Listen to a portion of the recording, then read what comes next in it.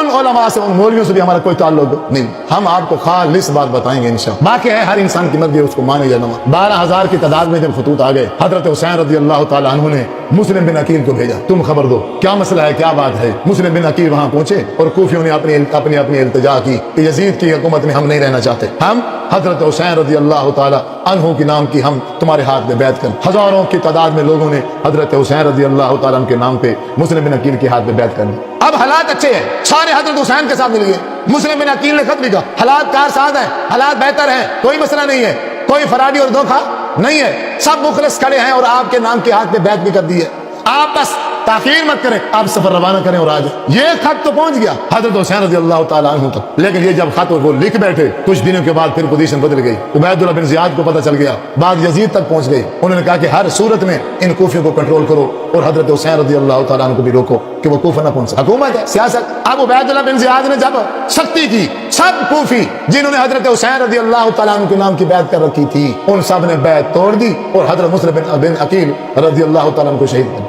اب ایک مخلص نے یہ خط لکھا کہ حضرت حسین رضی اللہ تعالی عنہ تک یہ خبر پہنچائی جائے. آپ نہ آئیں, اب حالات خراب ہو گئے ہیں, لیکن یہ خبر حضرت حسین رضی اللہ تعالی عنہ تک نہ پہنچ سکی. کوفہ سے 60 کی تعداد میں تقریباً کوفی چلے, وہ حضرت حسین رضی اللہ تعالی عنہ کو مکہ سے لینے کے لیے. اب اہل بیت بھی ہیں, عورتیں بھی ہیں, مرد بھی ہیں حضرت حسین رضی اللہ تعالی عنہ کے ساتھ. اب وہ آئے 60 کی تعداد میں ان کے ساتھ کوفی. اب مکہ سے سفر روانہ ہے, کوفہ کے لیے آ رہے ہیں. عبید اللہ بن زیاد گورنر کو پتہ چلا کہ حضرت حسین رضی اللہ تعالی عنہ کوفہ آ رہی. اب اس نے کیا کیا, حضرت عمر بن سعد رضی اللہ تعالی عنہ جو سعد بن ابی وقاص رضی اللہ تعالی عنہ کے بیٹے ہیں, اور سعد بن ابی وقاص جو ہے وہ آپ صلی اللہ علیہ وسلم کے ماموں. اب کیا, اب یہ کیونکہ رشتہ دار بھی تھے حضرت حسین رضی اللہ تعالیٰ عنہ, عبید اللہ بن زیاد نے کہا تم ایسا کرو, یہ اہل تشیع کی کتابوں میں یہ سارے لکھا ہوا ہے ہند سے, کسی کتاب میں ہے کہ 30,000 کی تعداد میں فوج تھی, کسی میں 22,000 میں, کسی میں 20,000 ہے, کسی میں 14,000 ہے. تو بہرحال جو بھی مرضی انصاف, 14,000 ہو, 20,000 ہو, 30,000 ہو,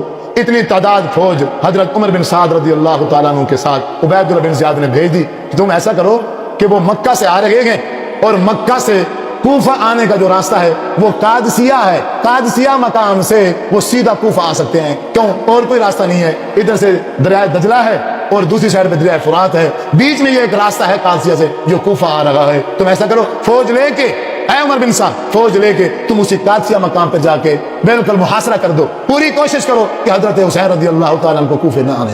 حضرت حسین رضی اللہ تعالیٰ عنہ قادسیہ مقام پہ پہنچے اور یہاں فوج تعینات تھی, انہوں نے روک لیا. حضرت عمر بن سعد رضی اللہ تعالیٰ عنہ جو رشتہ دار تھے قریب ہے, پوچھا آپ کہاں جانا چاہتے ہیں؟ انہوں نے کہا جی میں کوفہ میں. وجہ, انہوں نے کہا جی یہ دیکھیں, خطوط نکالے اور خطوط نکال کے حضرت عمر بن سعد رضی اللہ تعالیٰ عنہ کو دیے اور انہوں نے پڑھے وہ خط. ان خطوط میں بڑے بڑے کوفیوں کے نام لکھے ہوئے تھے. حضرت عمر بن سعد نے کہا اے حسین رضی اللہ تعالیٰ عنہ, جن کوفیوں نے آپ کو خطوط لکھے ہیں ان سب نے آپ کے نام کی بیعت توڑ دی ہے, مسلم بن عقیل کو شہید کر دیا ہے. اب وہ حالات نہیں ہے, اب وہ سارے کے سارے کوفہ کے جو حالات ہیں وہ تمہارے خلاف ہیں, اب کوئی بھی تمہارے ساتھ نہیں ہے. میں بھائی ہونے کے ناطے آپ یہ مشورہ دے رہا ہوں آپ کو, آپ کوفہ نہ جائیں, حالات بہت خراب ہے. بات سمجھ آئی حضرت حسین رضی اللہ تعالیٰ عنہ کہ جب مسلم بن عقیل کو بھی شہید کر دیا گیا, جنہوں نے میرے نام کی بیعت لی, بیعت ہی توڑ دی گئی, تو پھر باقی بچا گا. اے عمر بن سعد, آپ کی بات ٹھیک ہے, پھر میری 3 شرائط ہیں اور یہ 3 شرائط اہل تشیع کی کتابوں میں بھی لکھی ہوئی ہے, اہل سنت کی کتابوں میں بھی لکھی ہوئی. میری 3 شرائط کیا ہیں؟ پہلی شرط یہ ہے کہ چلیں, مجھے خبر ہو گئی ہے, مجھے پتہ چل گیا ہے, میں یہاں سے واپس چلا جاتا ہوں مکے دوبارہ, یا پھر اگر مجھے آپ واپس نہیں جانے دیتے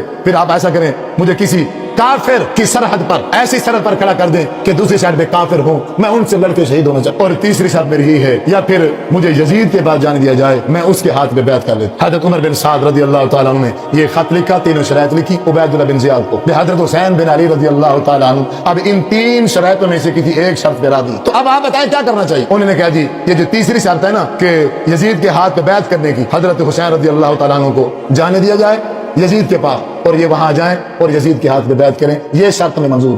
اب جو قادسیہ ہے وہ کوفہ سے تقریباً 3 میل دور ہے. اب حضرت حسین رضی اللہ تعالیٰ عنہ نے اب قادسیہ سے سفر شروع کیا سیدھا دمشق, اور دمشق جا رہے تھے, ابھی راستے میں تھے, تقریباً اس قادسیہ سے کوفہ سے 100 کلومیٹر سفر کر لیا تھا. یہ جو کربلا جگہ ہے, یہ جو کربلا جگہ ہے, کربلا یہ کوفہ سے 100 کلومیٹر دور ہے. کربلا سے کوفہ پہلے آتا ہے, پہلے کوفہ ہے, پھر 100 کلومیٹر دور کیا ہے करबला। अच्छा, फिर वो करबला जो है वो तो दमिश्क के रास्ते पे है, वो शाम के रास्ते पे है। अब ये सफर बता रहा है, ये खुद जगह करबला बता रही गए कि हजरत हुसैन रजी अल्लाह तआला अन्हु ने कूफा छोड़ के किधर का सफर किया? दमिश्क का, क्योंकि दमिश्क जो थी वो यजीद की दारुल हुकूमत थी। अब जब वो करबला में पहुंचे, वहां पड़ाव किया। ये जो 60 की तादाद में कूफी थे, इन्होंने प्लानिंग की। इन्होंने कहा भाई बात सुन, अगर हुसैन रजी अल्लाह तआला अन्हु यजीद तक पहुंच गए और इनके पास तो खतूत है और उन खतों में हमारा नाम लिखा हुआ है, अगर ये खतों समात यजीद तक पहुंचता है तो फिर हमारी खैर नहीं है, फिर हम सजा से नहीं बच सकते, इनको यही खत्म कर दिया जाए। असर का वक्त है। अब उन कूफी जालिमों ने खैमे को आग लगा दी। अब ये खैमे को आग लगाने का वाकया भी उन्हीं की किताबें में मौजूद है। खैमे को आग लगा दी और खैमे उसको आग लगाई जिसमें वो खतूत थे। मकसद क्या है?